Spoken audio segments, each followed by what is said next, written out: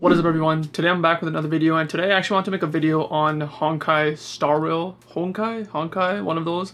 I'm not really sure how to pronounce it, but I've been playing it since it launched, and I think it's been almost about a week now, and I played it pretty much every day, maybe missed a day here and there, but it's a game I'm actually enjoying a lot, and I thought I would just make a video on my thoughts on it, different aspects of it, what I like about it, what I don't like, and just give my overall feelings of the game so far. Now, this is a game that I've kind of been expecting in the background for a while now. I used to play Genshin Impact when it came out. I was never really that hardcore into it, but when it came out, I played it for a decent amount, then I just fell off maybe after like a month or something. And then here and there, I just maybe played again for like a few days here and there. But other than that, that's kind of my experience with Genshin Impact. So when I saw them advertising this game, I thought like, you know, let me try it out. Let me just like pre-order it on the App Store and see how it is.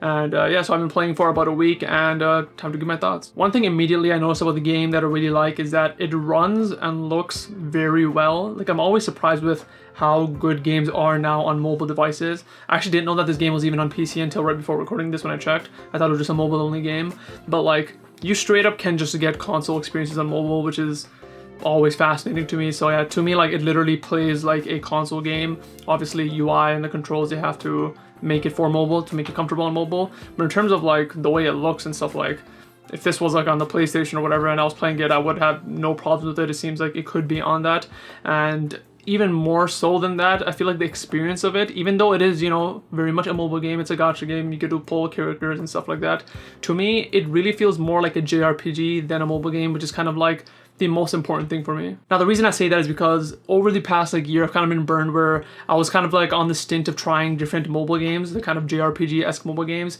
and every single one of them I tried, you can tell it was like very much a mobile game where they didn't want you to play. Like, mobile games have this habit of making you not want to play and just like be AFK and let the game play for you. I'm not sure why that's such a huge thing, but like, yeah, I've played like other JRPG-esque mobile games where you're in the map and instead of needing to walk to the quest, you just press a button and it walks there for you. And like, I'd be okay if that was an option. You know, if some people want to play like that, you know, that's fair if they want to play like that. But the games literally did not let you know where the quest was. Like, you had to press a button to make your character walk to automatically just start the quest. That was the only way to progress, and I felt that was very weird that they forced you not to play the game. So when I played this game and like saw that it was literally just like a normal JRPG where like, yeah, you just explore the world, you talk to people, you do quests like a normal game, I was like, okay, cool, it's like a JRPG, very nice. So like, that was the first thing I immediately noticed, that it very much feels like an actual full JRPG rather than a mobile game kind of masquerading to be like a JRPG. And I touched on this a bit before, but also the performance of the game is very good. I noticed in the game they keep putting notices out of them patching performance issues and things like that. Luckily, I have an iPhone 13 Pro, that's what I play on, and that is a newer phone. So in terms of performance, I've had zero issues. I used to play on 30 FPS because that was the default. Found that you could change that, so I play on 60 FPS now. There's also a 120 FPS mode. I tried that for a bit and that worked perfectly fine. So like, in terms of performance, the game runs perfectly well. I've never had hitches. The graphics are like on the default, I think it's on like high or something, but I think I can go higher if I want. Maybe I could like make the graphics higher and lower the frame rate or something, but just the default of what it is on a small phone screen, like, I've had no issues, and the performance has just been buttery smooth for me the entire time. And if I really wanted a better experience, I could always get it on PC now that I know that that's a version.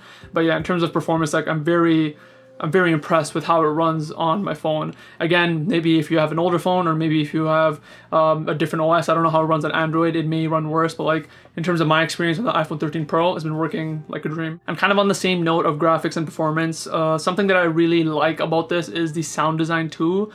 There's like this trend that JRPGs and anime have been doing lately that I really like, is that their sound design is very like cinematic and bassy when they do like magic and stuff, and this game is no exception.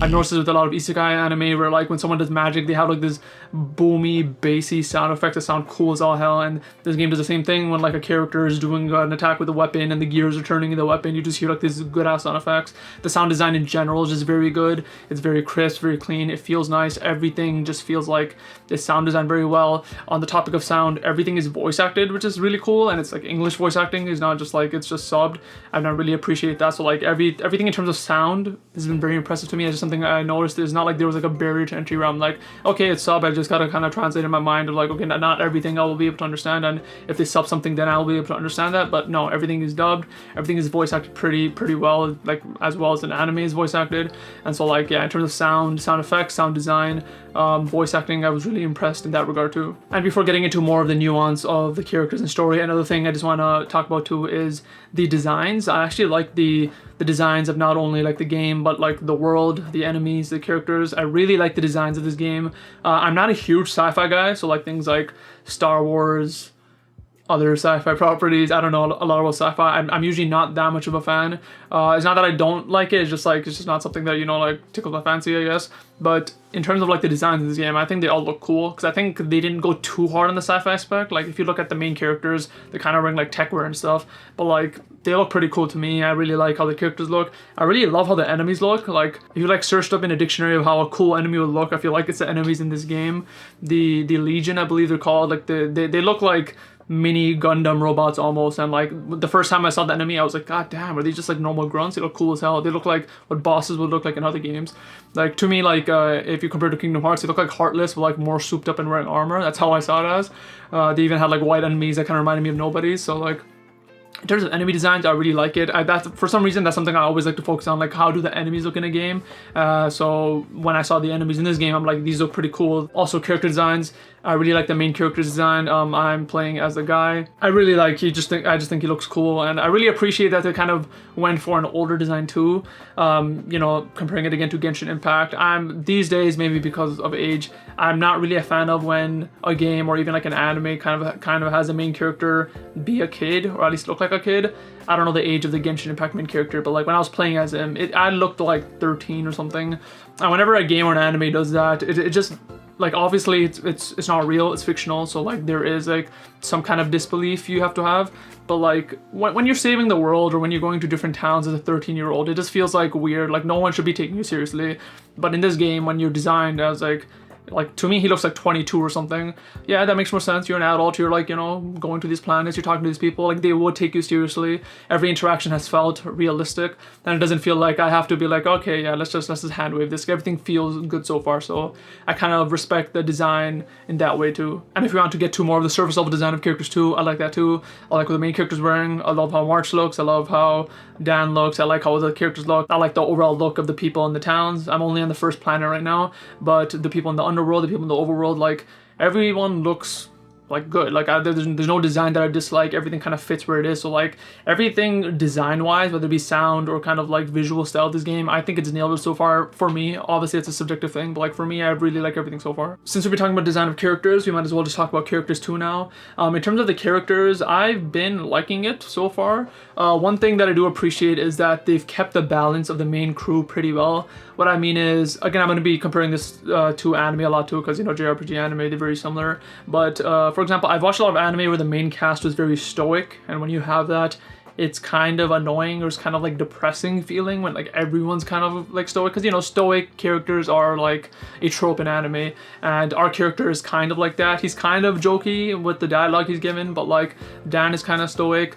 The people on the ship are kind of stoic, other than Himiko. So like, you know, you do have a lot of stoic characters in this, but again, you have other characters that aren't. You have March, you have Himiko, you have Pom Pom. So like they have like a nice balance of characters, because even on the other end, if everyone is a very like lively extroverted character, that can come off as annoying. So I think they've struck a very good balance. I think what they did is they just made all the male characters stoic and all the female characters kind of cheery, which is a thing on its own, but like in terms of the balance overall, I think it feels good.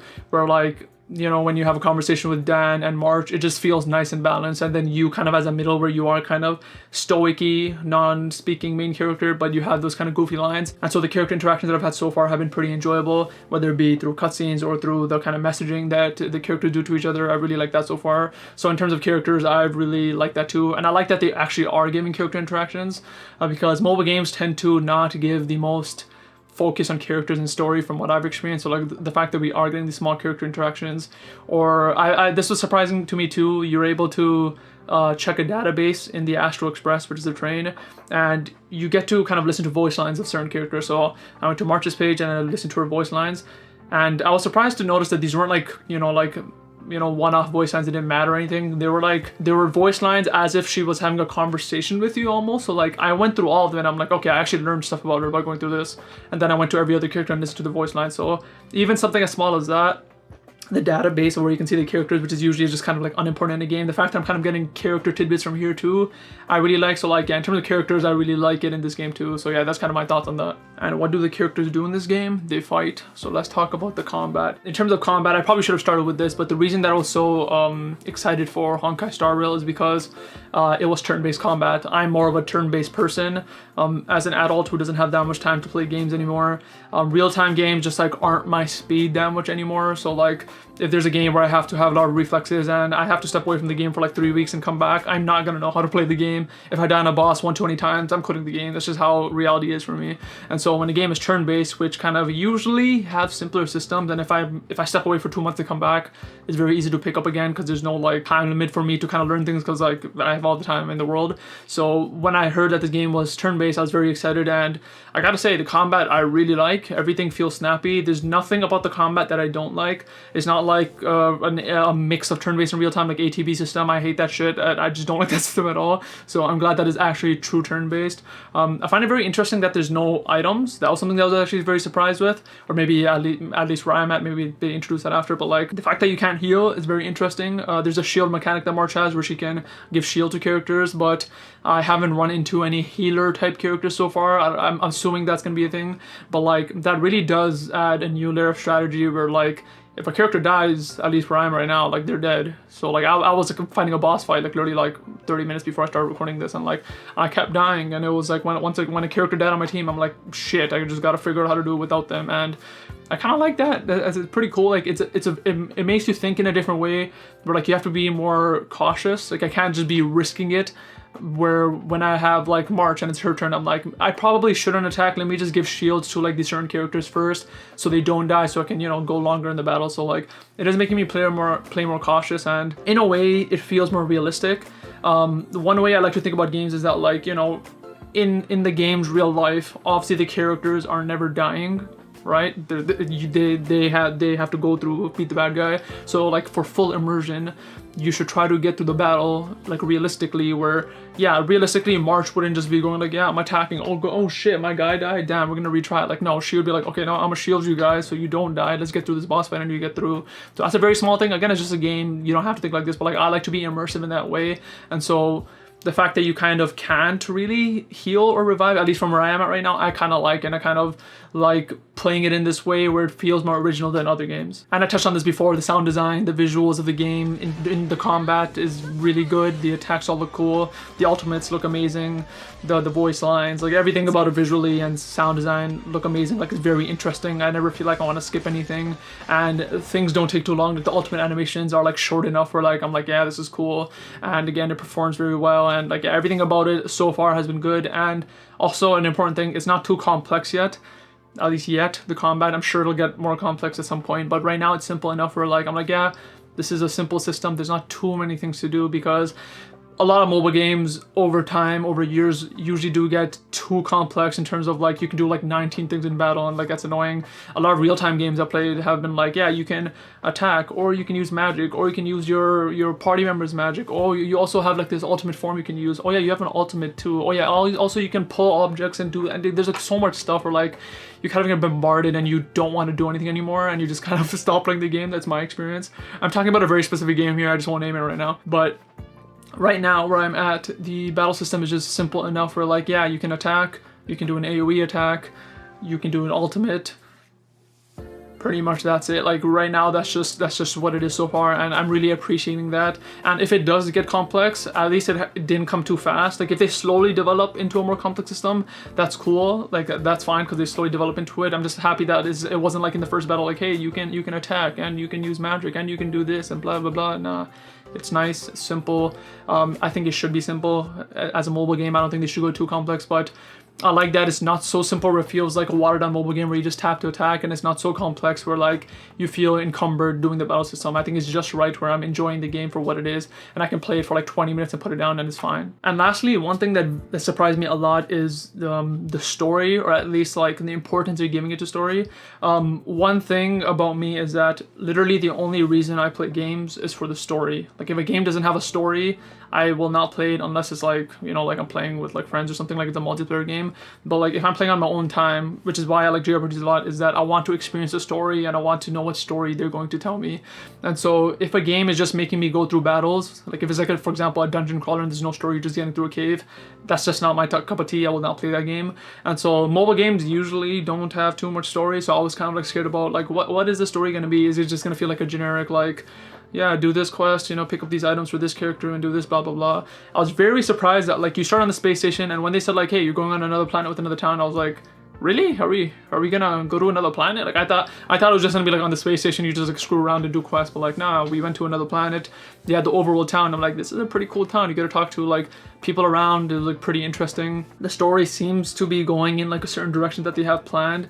And again, maybe people who are used to Hoyoverse like know that they have good stories. Like again, when I played Genshin Impact, it wasn't for that long, and I know that they still do updates. So like maybe the story of that is great, and I just don't know if it's anything like that. I would love if this game just kept on getting updates, because right now like us going to this planet trying to figure out clues about the Stellaron, find it and try to like continue going, the whole subplot about the eons, the gods, and like trying to figure out what they are, and going into the simulated universe of trying to figure out what they are and how they think. Like there's so much like little subplots that are so interesting of this game, and I'm like, damn, this is a mobile game and it has like a lot more plot than like full games that I've played. And I'm like, that's cool. Like I like it. Like well, that's like the number one thing that I was worried about. And honestly, I did not expect in this. I thought I was gonna play this. I'll play for like a month or something and like drop it because it has no story. But like, if it has a story and it's pulling me in, which it is, like obviously I'll keep playing it. So in terms of negatives of this game, I'll be honest, I don't have any really. Like again, I'm not that far into the game. Like I said, I'm just on the first planet. And like I'm like decently into it, maybe like 5 hours into the first planet. Like I'm in the underworld. I'm not trying to give too many spoilers. I'm in the underworld. That's all I'll say. But I just beat a boss fight. That's another thing I'll say. But yeah, like the only like I wouldn't say this is negative, but the only like mobile type thing that I've come across is the thing where they do where like, oh yeah, you have to get to level like, I think I had to get to level 14 or 15 to progress to the story when I was like level 11, and so I just had to do like large side quests to get through. And I don't think that's the worst thing in the world, because like they're pretty much just like forcing you to do a level grind, which JRPGs usually do. Like you're an actual JRPG on a console, like there will be a point where you can't, you know, go through the story and you just have to, you know, consciously make the choice of grinding and go through, where a mobile game kind of just forces you to do that. And whether that be bad or good, that's probably more bad than good. Yeah, the good thing was it didn't take long. Like they had enough side quests which were interesting enough where like I was good with doing it. Like they actually have pretty interesting side quests. Actually, let me talk about that. Like again, a lot of JRPGs have side quests where like, yay, can you pick up like 14 wheat for me and deliver it for me? Cool. And like all the side quests are like that. But there's this one side quest in this, I think it was a side quest where like there was a scientist who was transmitting messages with the girl he likes, and you had to kind of figure out why he didn't get a message back. And then you found out she did send it back, but the guy's mentor blocked it. And the reason he blocked it was because the girl was near a star explosion, and because of the star explosion, time runs differently for her. And because of that, if she ever returned, she would come back when the main dude was like 80 years old, so like they could never be together. And I'm like, Jesus Christ, they like put like a full interstellar plot in this one side quest. I'm like, I don't know if we're ever gonna go back to the side quest, because the dude pretty much said like, yeah, I'm gonna dip, I'm gonna try to find her, and like I don't think we're ever gonna see him again.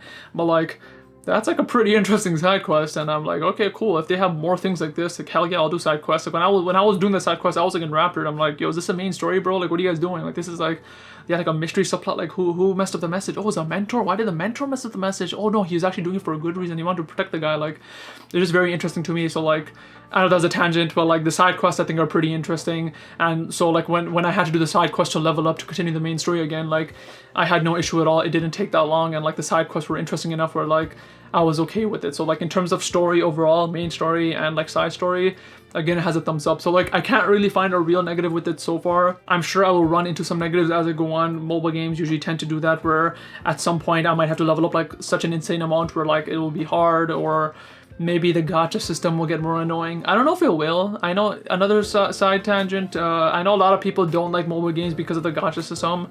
I've been playing these type of games for a long time.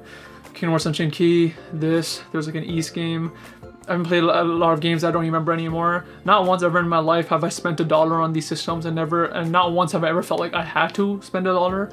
I don't think any of these games ever force you to spend money to progress. It's just like if you want like characters, sure, But if you ever feel the need to spend money on the game to get a character, I think that says more about you than the game, honestly. So like, again, with this game, like, you could spend money to get characters, or like light cones, which are kind of like things you can add to characters. And like, I've done it with the Star Rail passes that I've gotten. I've never wanted to spend. I don't think I ever will. This game does have like a battle pass type system, which I actually like. I like that. I don't know if I'm ever gonna spend money on it, but if they ever add like, I don't know if cosmetics even make sense in a game like this, but if they ever have something like that where you can edit your character based on the battle pass, like, yeah, I'll grab it. I like progression in games. Battle pass gives you progression and it gives you a sense of accomplishment, and it's cheap as hell. For a month, it's like $7 or something. I'm fine with that. Yeah, the payment system, they're not forcing you to pay. I don't feel like I have to pay, so like, in terms of that isn't that much of a negative for me. But if they ever force it on you at some point, that it will be a negative. But right now, it seems like it's, you know, pretty clean, pretty good to me. And yeah, I think that's pretty much all my thoughts on the game. A lot of thoughts for playing it like less than a week, but yeah, good combat, good characters, good sound design, good visual design, good story, and above all else, it feels like a JRPG to me instead of a mobile game, which I think is like the biggest endorsement for myself. So if you haven't tried the game, try it. It's on mobile, it's on PC too apparently. And so yeah, like, I'm really enjoying the game. Hopefully you will too. If you are playing the game, please let me know down in the comments below. What are your thoughts on it? I'd be interested to know if there are any negatives. Like, are there any negatives on the game? Like, I haven't really went online to see people's thoughts on the game. I usually don't like doing that, but like, yeah, if there's anything negative about the game, let me know. If there's anything positive about the game, let me know too. I'm kind of interested in that. But yeah, that'll be all for this video. Hopefully you enjoyed it, and I'll see you next time.